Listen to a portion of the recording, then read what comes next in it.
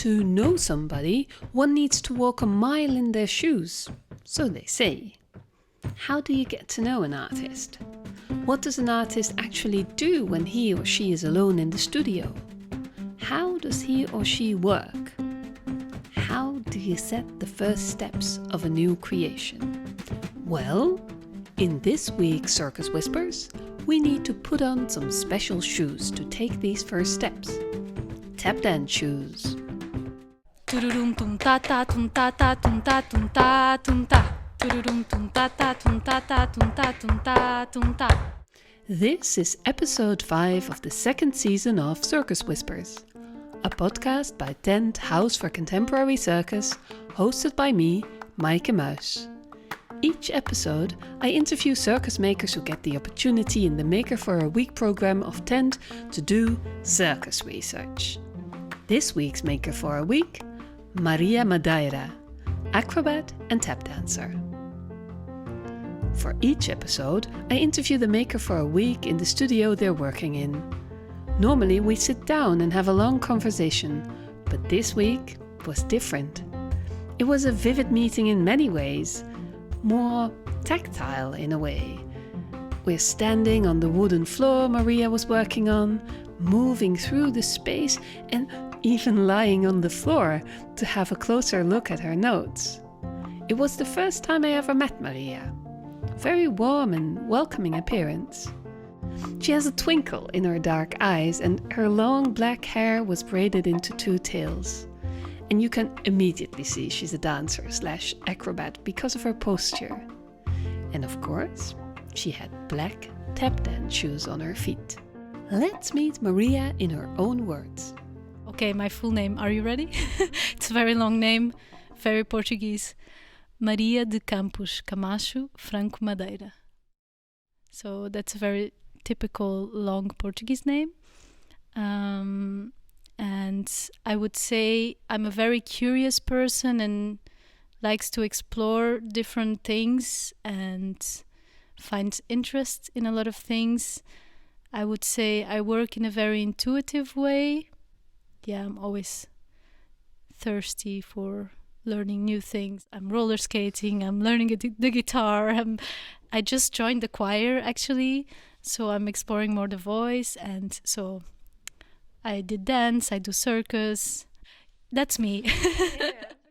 I asked Rosa Boon, one of the directors of Tent, why they chose Maria as maker for a week.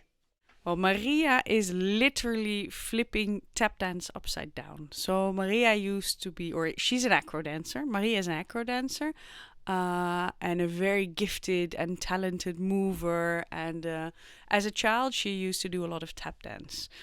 And tap dance is, of course, a kind of a dance that needs gravity, which is very important to stand on your feet. But she also says, well, this tap dance needs gravity, but it's also quite static. And acro dance, the other discipline that she's really good at, is really fluid and can go quick. And so she really wants to see what happens if she literally shifts the playing field upside down. And at the moment that gravity is no longer a player in this tap dance, how can she use her her fluid movements to still be able to create some sound on the board, and I really think that the reason why we chose her to join is her hunch for really researching this new movement, and we think that it can bring something very special to the table. Let me take you into the studio where Maria works. It's in the building where Tent has their office too. And let's learn about how she works. So we are in Amsterdam North in Like Mind's studio. And yeah, this is just one of the spaces that they have, like a small theater space. Very classical black floor. Yeah, black curtains, some chairs. We have a nice view to the outside and some basic theater lights. But now we are working with normal lights because it can be quite tiring with the theater lights. So how long have you been working here? I've been here since Monday of this week. And so this is my 4th day. And it's actually the first week of research for this project, so it has been quite exciting and new for me, because I've been bubbling this idea or like thinking about it for a long time, and now it's just finally nice to be in the studio alone and having the space.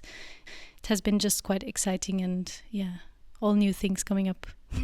And what's the first thing you do when you enter the studio? I just really like to make the space my own somehow. That's just a tradition I have everywhere I go. I like to feel kind of comfortable and like that the space is mine. So I just try to, I don't know, intuitively put things in places, and like maybe have a table where I can have some papers and my computer, and I just try to make it cozy somehow, the space. And because now you say it, I see it as well. I see the little table by the window with your headphones and your phone charging and glasses and 3 teacups lined up next to each other, some paper, some pens, next to that some pens, and some... Can you tell me something about these de-assembled shoes? Ooh. So what you're looking at is actually my old shoes from like many years ago, that I just kept somehow, and from time to time I took them out of the closet and experimented a little bit. Like when I was in Circus High School, in my first year in school, I did tap dancing on a kind of huge balancing ball. So I was just tap dancing on top of that. So I always like to just see if I could bring something from the past and incorporate it. And so they've been just, kind of resisting time, but they look very old, as you can see.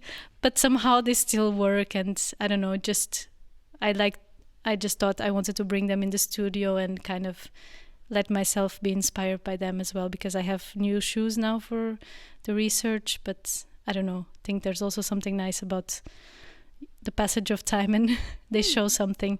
And I also, for this project, I think that's a big thing for me. I've done a lot of tap dancing when I was younger, but I did it from like the age of 9 until I was 15, more or less, and then I stopped. So for me, it also feels like revisiting the past.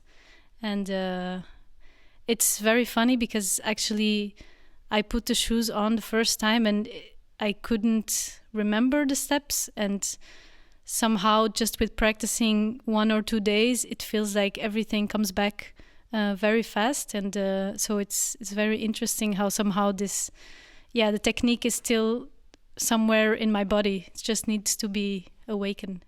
The memory of the body is a strong thing. And Maria's physical memories are very versatile and date back a long time. To illustrate this, Maria explains how she learned how to tap dance. So when we usually learn a tap dance sequence, or like in class, for example, the teacher oftentimes kind of sings the rhythm of what the footwork is doing. And then, so he sings and then you have to replicate somehow, or he claps it. And this really helps actually to understand how the rhythm is done and how to get it right. And I was just like stuck a little bit in a sequence this week. And then I thought, okay, what if I just sing it first? And then I tried to do the same thing. And then it somehow worked. So now I'm exploring a little bit this idea as well. So this is how it sounds. Tururum tum ta ta tum ta ta tum ta tum ta tum ta. Tururum tum ta ta tum ta ta tum ta tum ta tum ta.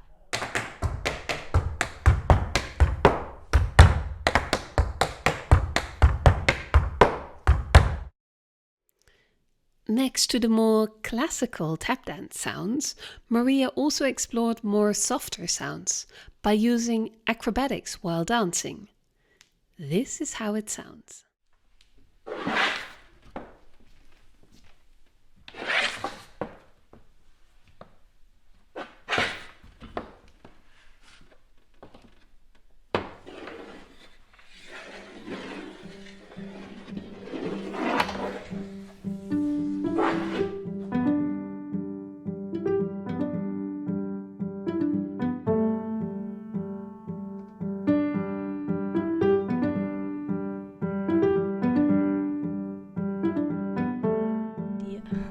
Which is fun, you know, the listeners don't see it, but when you move the way you just did, is you use your hands a lot.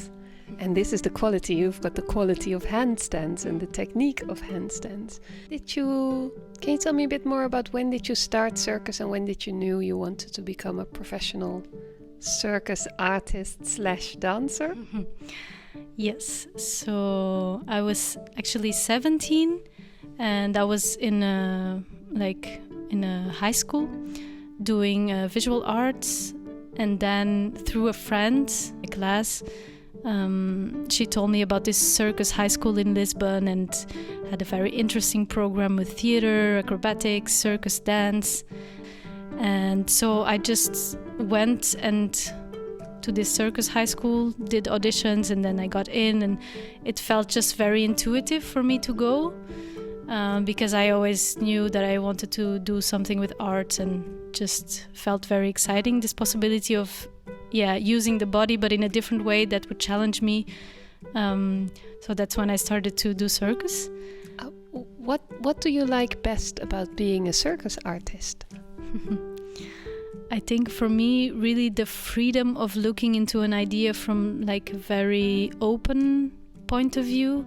And I think that's also why I keep on hanging around the circus field, let's say, because I do feel that there's just so much possibility, and it's like such a new field, and artists are just very curious and like to mix ideas from different fields and interdisciplinary. And I think this really somehow defines me, because I'm really like a mix of a lot of different things. And what is she researching? And how does she research it? So my research question is how to research on how tap dancing can gain space, actually literally through acrobatics. And so my inspiration really comes from the tap dancing as the first thing. And it's a very old art form, and it moves a lot in the sense that there's a lot of movement and rhythm, but the movement is oftentimes fast and small. So I was just really curious to see how I could research different ways, or how can tap dance be different maybe if I explore it through acrobatics, or I'm also a little bit inspired by just other forms of dance actually that use a lot of feet. Like the footwork is like such a present thing in many forms of dance, such as house or krump or like hip hop. I think what really interests me this week, for example, is like how to deconstruct the sound of tap dancing as well, because it's oftentimes very overwhelming as well, very present. So I'm also researching a bit on how to make it soft and how to make it as low as possible, or how to make it as hard as possible. Until now, we've mainly focused on the tap dancing. But what's the link between tap dance and circus to her? Me, I mean, in a way there is a link, but also not. Like, I don't know exactly in history if it is connected, but I think this kind of maybe spectacle is like part of circus and part of tap dancing, because tap dancing has been done a lot on Broadway and kind of jazz contexts. So it kind of interconnects for me. And for me, the link is just my own experience somehow, because I've been, my past has been a lot in dance for many years. And then when I was a teenager, I started doing circus. So I feel that, I am also a bit of mix of, tap dancing, dance, circus. And that's where I land somehow.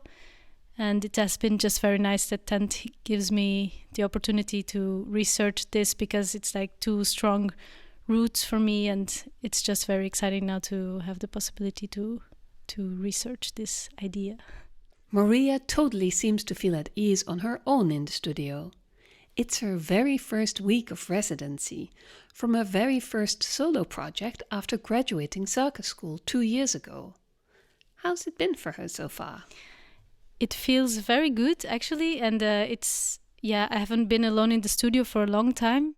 I think there's less this pressure, and I just really enjoy, honestly. And before I came, I was a little bit like, ooh, what's it going to be like to be 1 week alone in the studio? And I consciously decided to not bring any outside eye for this week because I just really wanted to have the time in the beginning for myself to, see what is there.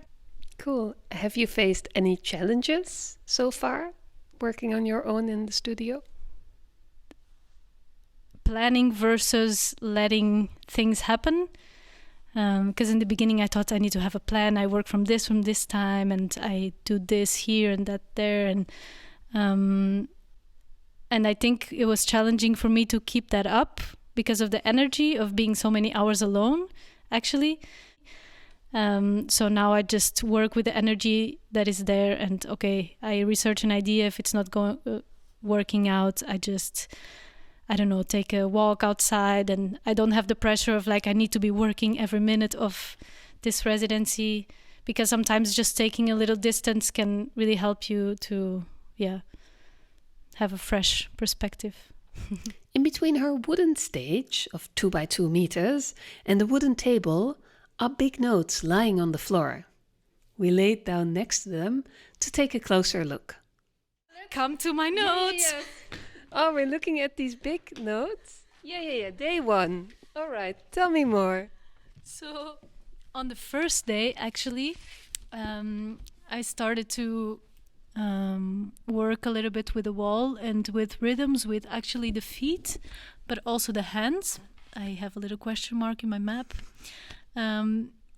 Because I said, okay, working with a drummer or a percussionist could be actually a very interesting way to integrate rhythm, because a lot of these rhythms actually that I do with the feet are partitures, like they are written music actually, and they have a specific rhythm, so it's very music theoretical. And then we look at day 2 of your notes map. Yes. I mean, there's a lot of things written, so we can talk about a specific one, but there was this idea that came up when I was talking to Hanneke, actually, because I recently started to roller skate, another one of my interests. And I met a person that had these roller skates that were just actually sneakers, and there was like a structure that you could attach to the sneakers, and then you have a roller skate. And this really inspired me actually to build my own shoes, because I do think that the tap shoes are like a very classical look, and they bring a kind of expectation, or like they bring a certain atmosphere. And I just really wanted to build my own shoes with the metal plates, but I thought about maybe, okay, what if I do it in sneakers? Or what if I do it with boots, like heavy army boots? So that's one of the things that I would really like to explore with, actually. And then there's this there's this poster. How will we describe this? A spider web or a web kind of? It's a kind of a visual map, and the center word is tap dance, and then I kind of like stretched it out in the space and wrote words that I connect to tap dancing. I see 2 things. I don't see the word circus, and I'd like to follow this line. So I see tap dance in the middle. Then I see, in relation to the floor, wood, my name, identity. So actually tap dance sounds often much better in wood. So like I wrote in relation to the floor, and then what is the floor? Wood. And actually wood in Portuguese is Madeira, which is my last name. So I also just found it a very interesting coincidence, so I wrote it on the map. I'm so curious where this research journey will take Maria. And I'm wondering if the residency gave her a taste for more in the future. Yeah, it definitely gives a taste for more. And I'm happy because, I wanted to take it as a really research without any, goal yet. To really see, okay, do I feel like there's potential? Am I really engaged in it? And to not let things go like without me knowing actually if I really want to make that commitment. So it's very nice to feel that I feel that there is a lot of potential, and also already by talking with some people from Tent, that there was some nice exchange this week as well, just talking about ideas and new ideas coming up, and there's definitely, I would like to continue this project for sure, like to make a piece out of it. Maria held her presentation of research for about 10 people. Amongst them was Benjamin Kuitenbrouwer, aka Monkey, housemaker of Tent, and I asked him what he saw and what he felt. Somebody trying out, somebody asking the question, and this is something I like about circus, I think, is the question, why not? Or how can we do this differently? Which is, I think, something almost inherent in circus, is that you question a norm, right? In tap dance, she questions, can we do this differently? She does the same thing for acrobatics. Can I do this with tap shoes on? So that's what I saw. I think somebody asking somebody questioning norms. It made me feel curious. It made me feel curious about what I would like her to explore more, or like what it made me feel curious about my own expectations within those norms, and then it made me curious how she was going to explore it more, where she could go. Also curious, I guess, in some way, how it was going to surprise me still. There was more beautiful feedback from the audience, with ideas to work with magnets, or tap dance shoes on her hands, or to make the space much bigger. But others wanted to stay her on the 1 square meter. I'd say follow Maria Madeira and where her next steps will go. And which shoes she will wear. This was the 5th episode of the 2nd season of Circus Whispers. Please subscribe to be the first to hear the next episodes. The next episode is with Jorga Lok. Thanks very much for listening. We'd love to hear what you think of these series. Drop us a line via tent.eu or message me on Insta via Maaike. Circus Whispers is a production of Tent, House for Contemporary Circus, hosted, produced and edited by me, Maaike Muis. Big word of thanks to Maria Madeira, Rosa Boon, Benjamin Kuitenbrouwer and the team of Tent. The makers of A Week in 2022 are Petra en Felix, Arend de Jonge, Jam Shenanigans, Havi Kob, Maria Madeira and Jorga Lok. Tent is supported by the Amsterdam Funds voor de Kunsten, Dutch Performing Arts Fund and Prins Bernhard Cultuurfonds. More info via tent.eu. Circus.